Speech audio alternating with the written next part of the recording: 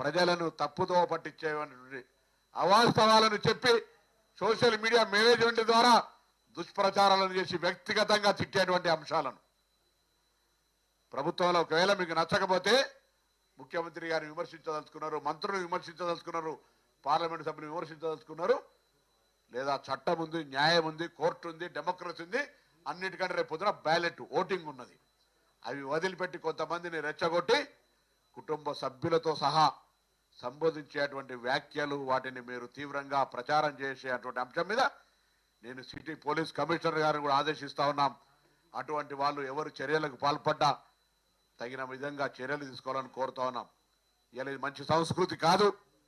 గతంలో అనేక మంది మా వాళ్ళ మీద అటువంటి ఏదైనా ఒక పోస్ట్ క్రియేట్ అయితే ఇళ్లలో అర్ధరాత్రి చేసి అరెస్ట్ చేసి తీసుకొచ్చినారు.